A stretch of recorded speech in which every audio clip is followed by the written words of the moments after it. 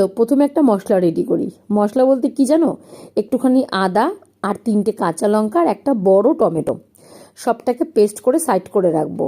আর আগে থেকে আমি না 1 মুঠ মতো গোবিন্দভোগ চাল জলের মধ্যে ভিজিয়ে রেখেছিলাম।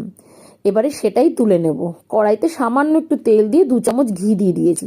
সামান্য তেল দিয়েছি কারণ যদি শুধু ঘিটা দিই অনেক সময় না পুড়ে যায়, তাড়াতাড়ি করে তেতে যায়, তাই একটুখানি তেল দিয়েছিলাম। এবারে ঘিয়ের মধ্যে ওই গোবিন্দভোগ চালটাকে ভেজে নিয়েছি। এখনো বুঝতে পারছো না তো কি রান্না করছি? আসলে আমি তো বলিনি, বলছি।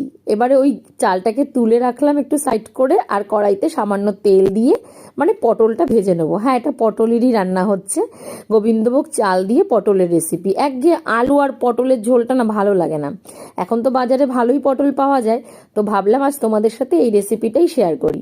প্রথমে নুন দিয়ে বেশ নরম করে ভেজে নিয়েছি। আগে থেকে হলুদ দেবে না কিন্তু, তাহলে তেলের রং একদম কালো হয়ে যাবে। তারপরে একটু হলুদ দিয়ে ভেজে নিয়েছিলাম।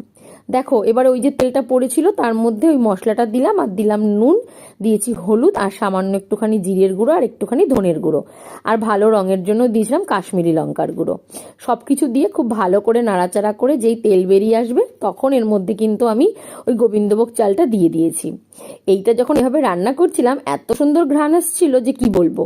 তারপরে সামান্য সামান্য জল দিয়ে পটল দিয়ে একটু একটু করে কষিয়ে নিতে হবে। একটু সময় নিয়ে কষাবে, খুব সুন্দর লাগে তাহলে, আর খেতেও বেশ দারুণ লাগে। দেখো কি সুন্দর নরমও হয়ে গেছে, আর এদিকে তেলও বেরিয়ে এসছে। এবারে যতটা ঝোলের প্রয়োজন ততটাই দেবে।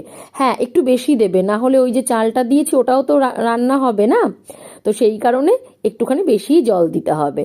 তারপরে ভালো করে নাড়াচাড়া করে নামিয়ে নিলে রেডি হয়ে যাবে আজকের এই গোবিন্দভোগ চাল দিয়ে পটলের রেসিপি। কেমন লাগলো রেসিপিটা আমাকে কিন্তু অবশ্যই কমেন্ট করে জানাবে। টাটা।